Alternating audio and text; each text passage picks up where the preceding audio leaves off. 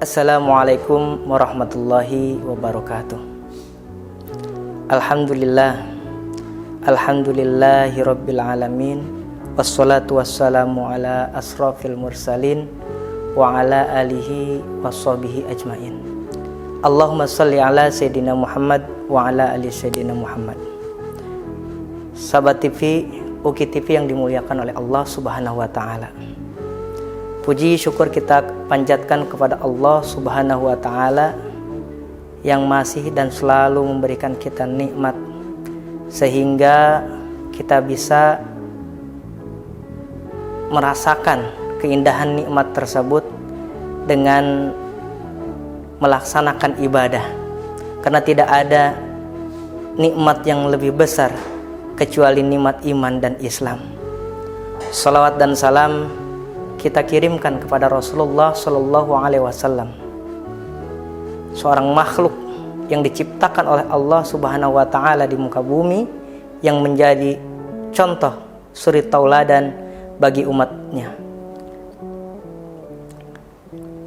Sahabat UKI TV yang dimuliakan oleh Allah Subhanahu Wa Taala, setiap lembaga mempunyai aturan, setiap institusi mempunyai aturan.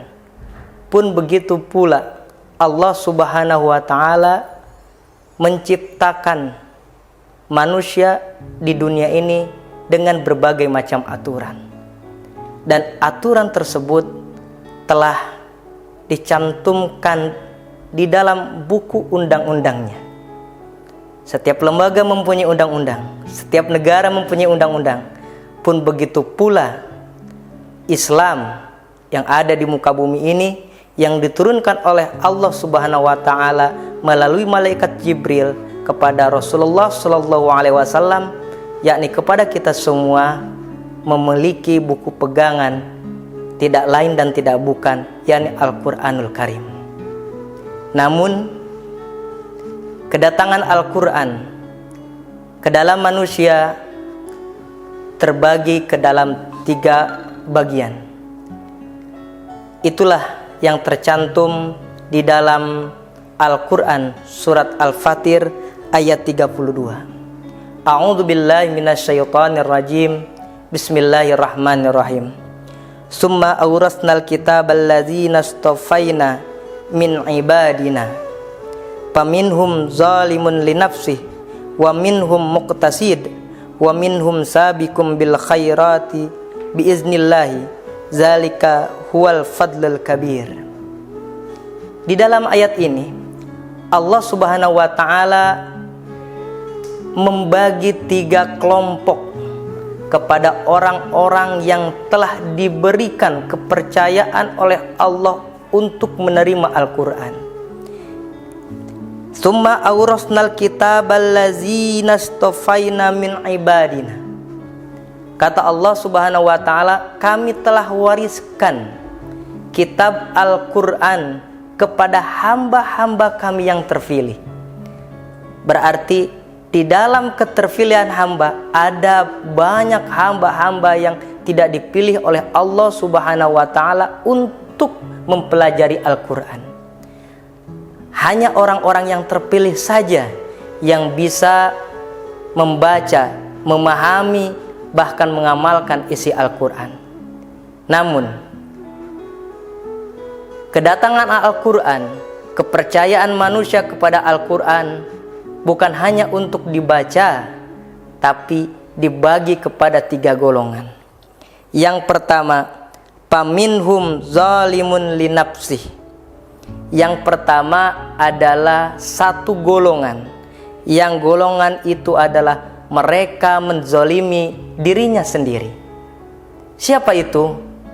Ketika ada undang-undang, ketika ada peraturan, tapi mereka tidak mentaati peraturan tersebut. Suatu contoh, Allah Subhanahu wa Ta'ala mewajibkan syariat di dalam Al-Quran seperti mendirikan sholat. Bismillahirrahmanirrahim. Aqimis sholah wa atuz zakah. Dirikanlah sholat dan tunaikan zakat. Golongan yang tersebut adalah orang yang tahu bahwa sholat itu adalah wajib, zakat itu adalah wajib, tapi dia tidak bisa, tapi dia tidak melakukan, tapi dia tidak mengerjakan sholat tersebut. Atau di dalam Al-Quran, kewajiban berpuasa, ya ayyuhallazina amanu kutiba alaikumusiyam. Berbondong-bondong orang membaca, mengimani, bahkan mengetahui bahwa kewajiban puasa telah tertera di dalam ayat tersebut, tapi masih banyak orang yang tidak melaksanakan ibadah tersebut. Itulah orang yang zalim pada dirinya. Pun begitu juga ketika Allah Subhanahu wa ta'ala di dalam Al-Quran ada kata-kata larangan, kata-kata cegahan agar tidak dilakukan, justru mereka melakukannya. Nah, itulah orang yang tidak mematuhi undang-undang Allah Subhanahu wa ta'ala atau tidak melaksanakan apa yang dikatakan Al-Quran. Di dalam Al-Quran dilakukan, di dalam Al-Quran memerintahkan amar ma'ruf nahi munkar, tapi pada kenyataannya orang-orang dia tidak peduli terhadap kebaikan, bahkan dia melakukan kemungkaran. Inilah yang dikatakan di dalam golongan yang pertama, yaitu faminhum zalimun linafsi.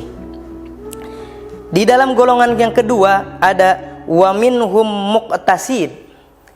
Golongan yang kedua ini adalah golongan yang mana di pertengahan, yakni ketika ada undang-undang, ketika ada perintah, dia melaksanakan, namun di sisi lain ada larangan, tapi dia pun melaksanakannya.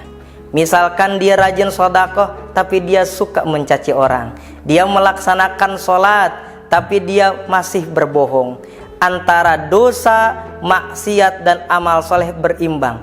Inilah yang namanya golongan yang kedua, yaitu muqtasid. Orang di antara keduanya, yakni di sisi lain dia melakukan kebaikan, di sisi lain dia melakukan keburukan. Dan yang ketiga, wa minhum sabiqun bil khairi biiznillah. Tapi ada satu golongan, namun golongan ini dikarenakan izin dari Allah Subhanahu wa ta'ala. Siapa mereka? Wa minhum sabiqun bil khairat, yakni orang-orang yang bersegera, orang-orang yang berlomba untuk melaksanakan kebaikan.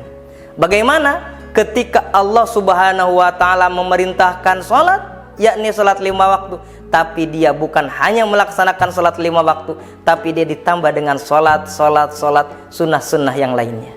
Ketika Allah Subhanahu wa ta'ala mewajibkan zakat bagi orang yang kaya, tapi dia bukan hanya zakat, tapi dia menambahkan sedekah. Ketika Allah mewajibkan puasa di bulan Ramadan, tapi di sisi lain bukan hanya puasa di bulan Ramadan, tapi dia melaksanakan puasa sunnah yang lainnya. Inilah orang-orang satu golongan di mana bukan hanya melakukan suatu kebaikan, tapi mereka berburu kebaikan. Bahkan orang yang tersebut adalah orang yang tidak melakukan kemungkaran, yakni dia hanya berpikir bahwa di dunia ini adalah melakukan suatu kebaikan, menunaikan amar ma'ruf dan nahi munkar. Namun di golongan ketiga ini hanya biiznillah. Di antara tiga golongan, di golongan yang tiga itulah yang dikatakan zalika huwa fadlul kabir. Sebesar-besar karunia, sebesar-besar nikmat yang diberikan oleh Allah Subhanahu wa ta'ala, yakni nikmat ketika seseorang diizinkan oleh Allah Subhanahu wa ta'ala untuk menerima hidayah, untuk beriman kepada Allah, untuk melakukan suatu kebaikan, tapi dia juga tidak melakukan kejelekan, tapi dia tidak juga melakukan maksiat, tidak melakukan dosa-dosa. Inilah orang-orang yang dipilih benar-benar oleh Allah Subhanahu wa ta'ala. Mudah-mudahan kita semua menjadi orang-orang yang diizinkan oleh Allah untuk melakukan suatu kebaikan dan tidak pernah melakukan kemungkaran, tidak melakukan kemaksiatan dan tidak melakukan dosa. Dan mudah-mudahan kita termasuk orang-orang yang diberikan karunia besar oleh Allah Subhanahu wa taala dan dijadikan menjadi min ibadikas salihin, yakni sebagai hamba-hamba yang soleh. Mungkin sekian dari kami, mudah-mudahan ada manfaatnya. Wabillahi taufiq wal hidayah. Wassalamualaikum warahmatullahi wabarakatuh.